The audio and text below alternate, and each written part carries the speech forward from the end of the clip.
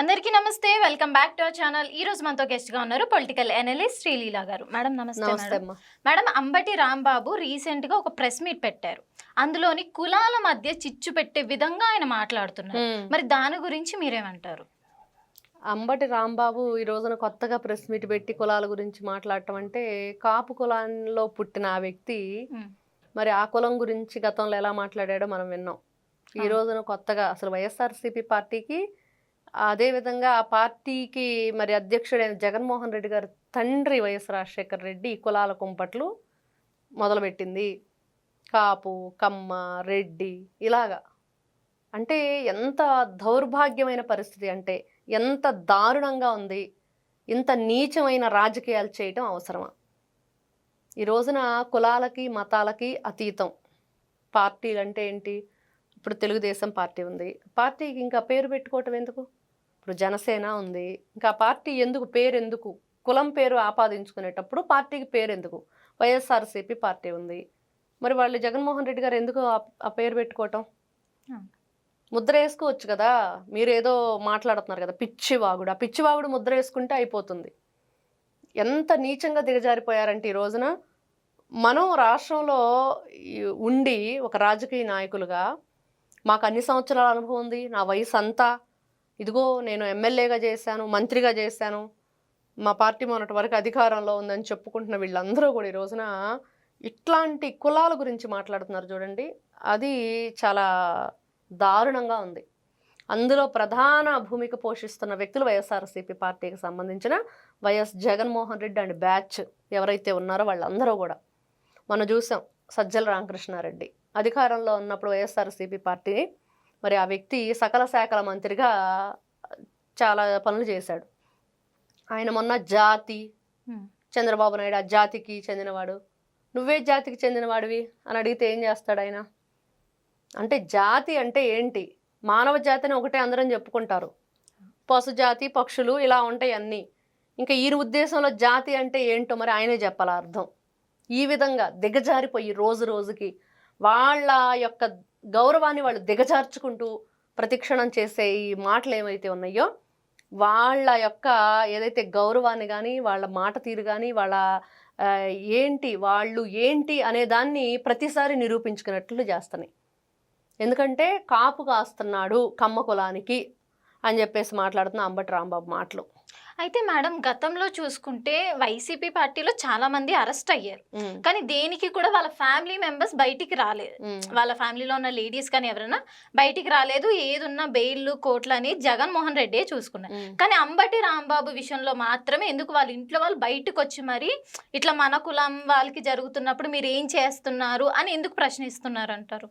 ఇక్కడ ఒకటే, మన కులం అని చెప్పి వాళ్ళు అంటున్నారు కదా, ఆ కులమునికి వీళ్ళేం వరగబెట్టారు? అసలు ఆ కులం వ్యక్తుల్ని ఆయన ముగ్గురు కూతుళ్ళకి పెళ్లి చేసి ఇవ్వలేదే. ఆయన కాపు సామాజిక వర్గానికి చెందిన వ్యక్తికి ఆయనే చెప్పాడు స్వయంగా. అంబటి రాంబాబు గారే స్వయంగా ప్రెస్ మీట్ పెట్టి నా కూతురు నేను కమ్మ వాళ్ళకి ఇచ్చాను అని చెప్పాడు.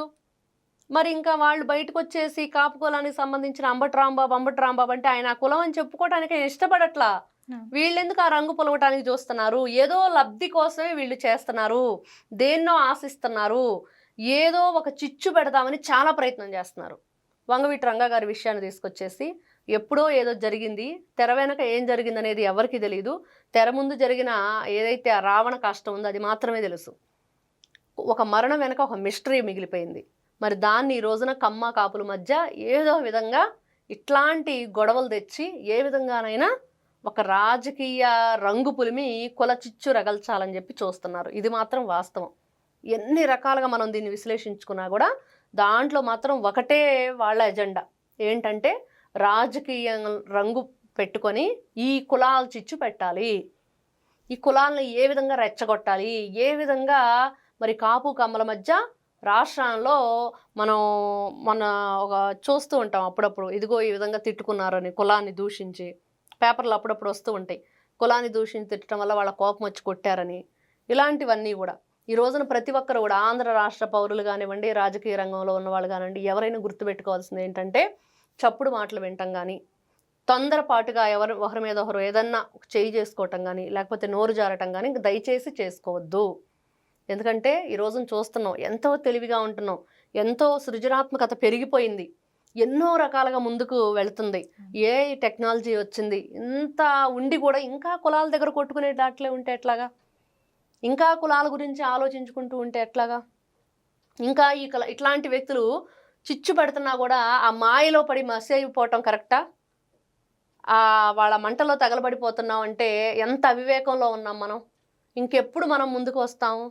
ఈ రోజున మనకి ఏదైనా సరే ఒక ధ్యేయం ఉందంటే దానివల్ల ఉపయోగం ఏంటి, దాన్ని మనం ఏ విధంగా ముందుకు తీసుకువెళ్ళాలి, దానివల్ల 10 మందికి మంచి జరుగుతుందా లేదా అనేది చేస్తే బాగుంటుంది. ఈ విధంగా రాజకీయాలను అడ్డం పెట్టుకుని, ఒక పార్టీని అడ్డం పెట్టుకుని 2019 నుంచి 24 వరకు చేయని తప్పంటూ లేదు వైఎస్ఆర్సీపీ పార్టీ వాళ్ళు. ప్రతి ఒక్క స్కీమ్ని స్కామర్గా మార్చారా లేదా? ఏ స్కీమ్ చూడు దాంట్లో ఏదో స్కాము, ప్రతి ఒక్క దాంట్లో అవినీతి. ఆ రోజున అవినీతి పనులు చేసి అడ్డగోలుగా రాష్ట్రాన్ని దోచుకొని ఈ రోజున నీతులు చెప్తుంటే ఎవరింటారు? అసలు అంబటి రాంబాబుకి మాట్లాడే హక్కు ఉందా? ఫస్ట్ నీకు హక్కు లేదు, నువ్వు మర్చిపోతున్నావు. ప్రతిసారి నోరేసుకొని ఈ రోజున బయటకు వచ్చి ఓతగా ఎగిరెగిరి పడుతూ ఉంటే కుదరదు. కొంచెం నువ్వు ఇంట్లో కూర్చొని ఆలోచించుకో, నేనేం మాట్లాడుతున్నాను, నేను ఇలా మాట్లాడటం కరెక్టేనా, నా రాజకీయ అనుభవం ఏంటి, మరి నేను 2 సార్లుగా ఎమ్మెల్యేగా గెలిచాను 40 ఏళ్లలో, మరి ఒకసారి మంత్రిగా చేశాను, మంత్రిగా చేసి ఒరగబెట్టింది ఏదీ లేదు, డయాఫ్రమ్ వాల్ అంటేనే అర్థం తెలియదని చెప్పాడు. మరి అలాంటి వ్యక్తి తన కులాన్ని తనే తిట్టుకొని మరి ఈ రోజున వాళ్ళ పిల్లలు, వాళ్ళ భార్య, వాళ్ళ ఇంట్లో కుటుంబ సభ్యులు వచ్చేసి బయటికి ఇదిగో ఈ కులానికి చెందిన వ్యక్తికి అన్యాయం జరుగుతుందని చెప్తుంటే, నీ ఇంట్లో వాళ్ళే మరి నీ గురించి ఇలా మాట్లాడటం, నువ్వేమో కులం అంటే నాకు ఇష్టం లేదని చెప్పటం ఏ విధంగా చూడాలి?